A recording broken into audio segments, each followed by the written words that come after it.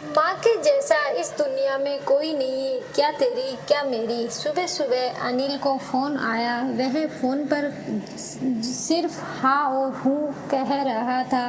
मेघा ने अनिल से पूछा किसका फ़ोन है, लेकिन अनिल ने उसे बिना कुछ बताए जल्दी से घर से निकल गया। तो इस पर मेघा को बहुत गुस्सा आया और वह गुस्से से अनिल की प्रतीक्षा करने लगी। अनिल जब घर आया तो मेघा ने देखा कि उसके हाथ में कपड़ों का बैग है। जैसे ही मेघा ने यह देखा तो उस पर भड़क उठी। अरे तू अपनी माँ को फिर से यहाँ ले आया। बंटवारे के समय यह तय हुआ था ना कि वह हर बेटे के घर सिर्फ 3 महीने रहेगी। पिछले महीने ही तो तुम्हारी माँ यहाँ से गई थी और तुम इन्हें फिर से यहाँ ले आए। तुमने सबका बोझ उठाने का ठेका ले रखा है क्या निर्धारित समय तक तुम्हारे भाई तुम्हारी माँ को संभाल भी नहीं सकते। तुम किसी से कुछ कहते नहीं हो, इसलिए सब तुम्हारे फायदा उठाते हैं। एक तो घर का खर्चा कितना है, बच्चों की पढ़ाई में भी कितना खर्चा होता है और उस पर तुम्हारी माँ की दवाइयाँ का खर्चा। कम से कम इन्हें तो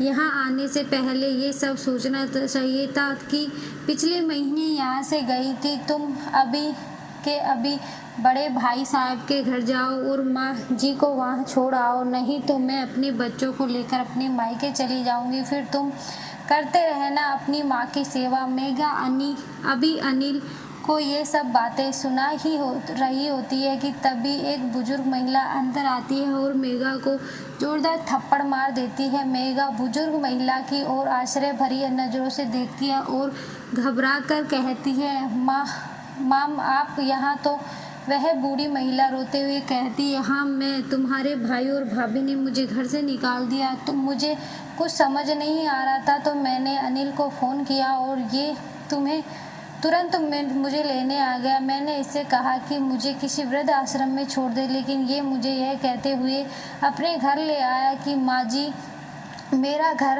आपका भी तो घर है। आप सिर्फ मेघा की ही माँ नहीं, मेरी भी माँ है और तुम इसकी माँ के लिए ऐसे विचार रखती हो। मुझे तो तुम्हें अपनी बेटी कहते हुए भी शर्म आ रही है। मैंने तो तुम्हें यह सब नहीं सिखाया, तुम्हें ऐसे संस्कार नहीं दिए, फिर तुम्हें ऐसी कैसे हो गई। मेरी एक बात हमेशा याद रखना, तुम भी कभी सास बनोगी। जब तुम्हारी बहू तुम्हारे साथ ऐसा व्यवहार करेगी तो उस वक्त तुम्हें इस बात का एहसास होगा कि तुमने भी अपनी सास के साथ कितना बुरा व्यवहार किया था। और उस वक्त अपने बेटे को ना कोसना, क्योंकि तुम तो अपने कर्मों का सजा भुगत रही हो। यह बात मैं तुम्हें इसलिए बता रही हूँ कि जो जैसा बीज बोता है उसे वैसा ही फल मिलता है। फिर वो अनिल से कहती है, बेटा तुम मुझे अपनी माँ समझकर यहाँ ले आए थे, लेकिन मैं ऐसे घर में नहीं रह सकती जहाँ बुजुर्गों का सम्मान ना हो। तुम मुझे वृद्धाश्रम में छोड़ दो, मैं